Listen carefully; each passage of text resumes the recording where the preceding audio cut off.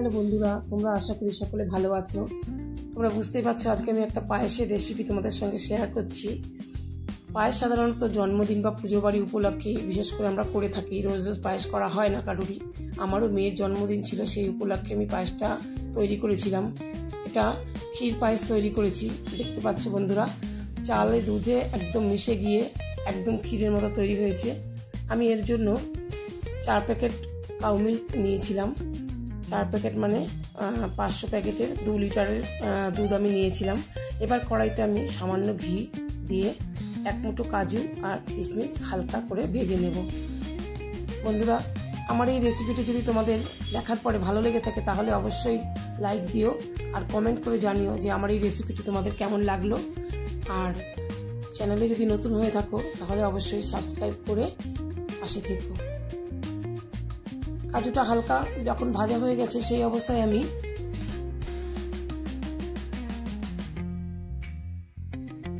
ভেজে নিয়ে কাজু আর কিশমিশটা আমি কড়াই থেকে তুলে নিয়ে তারপরে 2 লিটার দুধ এর মধ্যে আমি দিয়ে ফুটিয়ে নেব।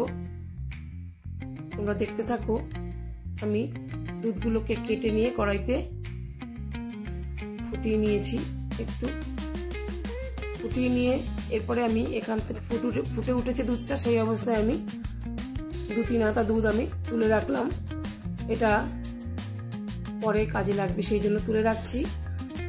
এবার কড়াইতে খুব ভালোভাবে দুধটা আমি আর একটু ফুটিয়ে নিয়ে এবার আমি চালটাকে এর মধ্যে দিয়ে দেবো। বন্ধুরা, 2 লিটার দুধের সঙ্গে 100 গোবিন্দভোগ চাল একদম ক্ষীরের জন্য পারফেক্ট মাপ।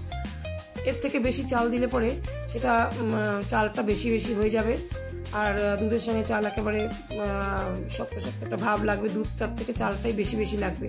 তাই 2 লিটার দুধের সঙ্গে 100 চাল গোবিন্দভোগ একদম ক্ষীরের জন্য একদম পারফেক্ট মাপ। যদি তোমরা এভাবে করো তাহলেই তোমাদের পায়েসটা পুরো ক্ষীরের মতন তৈরি হবে। এবার আমি 4টে এলাচ আর 2টো তেজপাতা এর মধ্যে দিয়ে আর একটু ফুটিয়ে নেব। দেখতে পাচ্ছ বন্ধুরা, চাল কিন্তু মোটামুটি অনেকটাই আমার ফুটে নরম হয়ে এসেছে। আর এবার আমি কিশমিশ আর কাজুটাকে এর মধ্যে ভেজে রেখেছিলাম যে সেটা মিশিয়ে দিলাম। আর কয়েকটা কাজু আর কিশমিশ আমি তুলে রেখেছি পরে মানে সাজিয়ে দেওয়ার জন্য বাটির উপরে। এই আমুলিয়ার প্যাকেটের যে 2 প্যাকেট দুধ, গুঁড়ো দুধ, আমি যে লিকুইড দুধটা আমি রেখেছিলাম তুলে, তার সঙ্গে আমুলিয়ার প্যাকেটটা মিশিয়ে 2 প্যাকেট দুধ মিশিয়ে আমি এবার ঢেলে দিলাম। এটার জন্য পায়েসটা আরও ক্ষীর মতন তৈরি হবে আর দুধটাও তাড়াতাড়ি গাঢ় হয়ে যাবে। খুবই টেস্টি হয়েছিল। প্রত্যেকে খেয়ে মানে তাদের এতটাই ভালো লেগেছে যে বারে তারা চাইছে খাওয়ার জন্য। আর এবার আমি 2 মুঠো বাতাসা এর মধ্যে গুড়ের বাতাসা দিয়ে দেবো। বন্ধুরা, আমি চিনি ইউজ করিনি। চিনিটা না দিয়ে তোমরা যদি বাতাসা কিংবা মিছরি দিয়ে পায়েসটা বানাও তাহলে কিন্তু খুব ভালো হবে টেস্ট। বাতাসা দেওয়ার পরে আমি 1 চামচ ঘি এর মধ্যে দিয়ে দিলাম। বন্ধুরা, এটা দেখানো হয়নি, আমি খুব সামান্য 2 পিঞ্চ লবণ এর মধ্যে দিয়ে দিয়েছিলাম। যে কোনো মিষ্টি জিনিসে সামান্য একটু লবণ দিলে তাহলে পানসে ভাবটা থাকে না, সেটা তোমরা দিও। খুব সামান্য একটু লবণ এর মধ্যে দিয়ে দিও।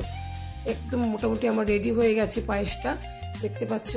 তারপরে আমি বাটিতে ঢেলে ঠান্ডা করে নিয়েছিলাম। আর এদিকে একদম মোটা হয়ে সর পড়েছে। তারপরে আমি কিছুটা বাটিতে তুলে তোমাদের দেখাচ্ছি। বন্ধুরা, আমার গলাটা খুব খারাপ, মানে ভাঙা অবস্থা সবসময় ফ্যারেঞ্জাইটিসের প্রবলেমের জন্য। আমার নিজেরও খুব খারাপ লাগে। তোমাদের যদি শুনতে অসুবিধা হয় তোমরা আমাকে মাফ করো। কি করবো, গলাটা ঠিকই হচ্ছে না। সবসময় একটা এরকম প্রবলেমে থাকি গলা নিয়ে। তো যাই হোক, তোমাদের এভাবেই তোমাদের সঙ্গে আমি কথা বলছি। আর এর উপরে আমি কিশমিশ আর কাজুটা ছড়িয়ে দেব। তৈরি হয়ে গেল আমাদের ক্ষীর পায়েস। অতি লোভনীয় ক্ষীর পায়েস রেসিপিটি তৈরি হয়ে গেল। তোমরা এইভাবে তৈরি করে দেখো, প্রত্যেকে খেয়ে ভালো বলবে। আর তোমাদের এতক্ষণ আমার ভিডিওটা দেখার জন্য অসংখ্য তোমাদের ধন্যবাদ। ভালো থেকো।